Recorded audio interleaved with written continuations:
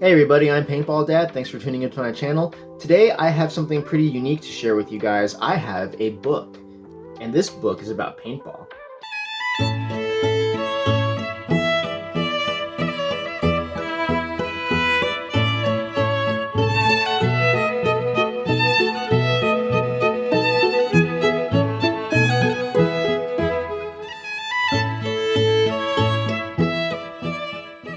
So a little while ago, about a week ago, somebody reached out to me via email.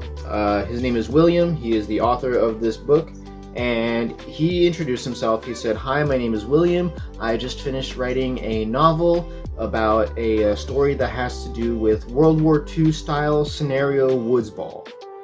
And he included some links to show me his website, and I also found that he had a YouTube, so I checked out, I think he only has like 1 or 2 videos on there.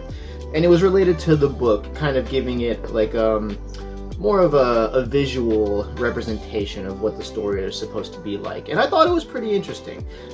From what I can gather, the author, his name is William DeForest Halstead IV. He seems to be a pretty young guy. If he's the person in the video on his YouTube, then I think like he's relatively like 18, 19 years old, some kind of an older teenager, I think.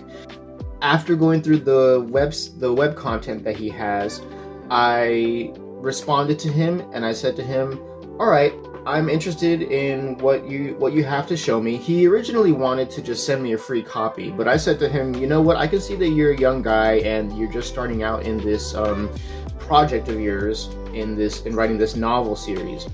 I want to support you because I love anything that has to do with paintball." And so I said, "I'll buy a copy of your book," and about a week later, I got it in the mail. And so now I have this book, and I think I'm probably going to take like a month or so at least to get through it. It's about 300 something pages long. Oh, like 289 pages long is what it looks like. And I read to my sons every night. But it's still, it's going to take a little while. I only read like, maybe like 6 or 7 pages at a time. And so I think that this is something that I'm going to enjoy. Although I will admit, at first, I did not have that impression. At first, I thought to myself, okay, this seems like it may be a little bit cringe. Something that I'm going to have a tough time getting into because it has to do with scenario ball, woods ball, and World War II, is kind of a very, I want to say, like, overused theme. There's like so many video games and movies and TV shows that have to do with World War II, and I'll admit, like, I love the majority of them. But at this point, I was like, okay, well, it's not like terribly original. However, when I got the copy of this book and I read the preface, that kind of sparked my interest, because what I found is that this story is actually based on a kind of a LARP that this kid did with his friends.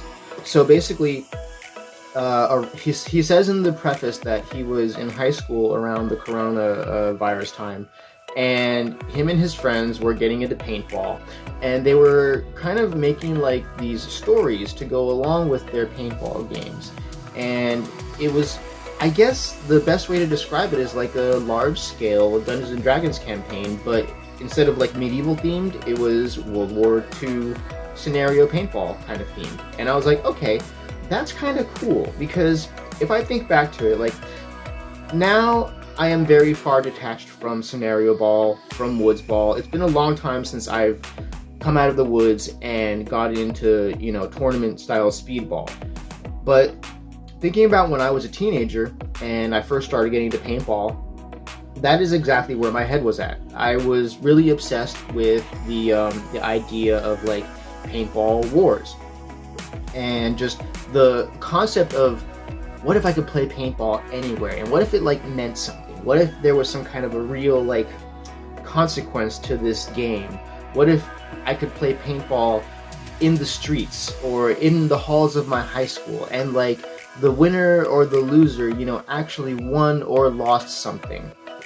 And I think that's kind of like the concept of this story, except, a little more grandiose. I hope I'm using that word right. But anyways, just a little bit, larger scale, because it goes out into like their local counties and whatnot. And so I think it's actually something that might be pretty interesting. So anyways, this series is called the Paintball Wars Chronicles. This first installation is called Private Owens, and I'm gonna start reading it in, I think, maybe like a week or so. I'll start reading it with my oldest son, and hopefully in a month or two I'll be able to give you guys a full review on this book. But I'm very excited, and I'm also glad that a young guy reached out to me and felt that he respected me enough to give me a chance to review this product of his. And I also want to let you guys know that if you have any kind of paintball products or materials that you want to share, this is actually not the first time that I've done something like this.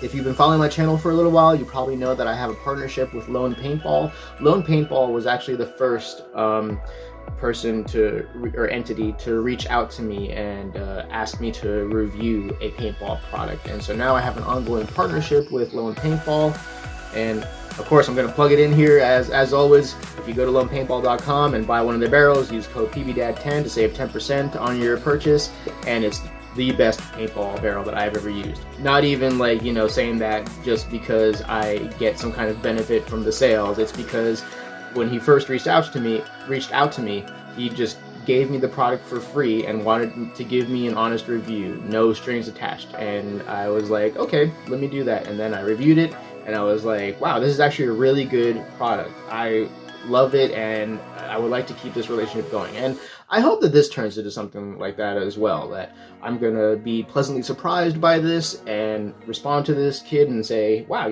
this is actually a really good book. I really hope to see what comes next of it and to purchase, the next installation of this series. So yeah, I am kind of looking forward to this. I also appreciate some of the hand-drawn pictures that he's got in here, like this one right here.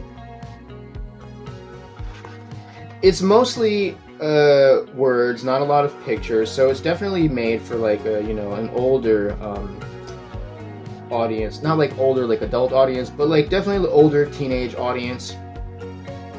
But yeah, I think this is going to be interesting, and I hope you guys continue to follow me and see how this review goes.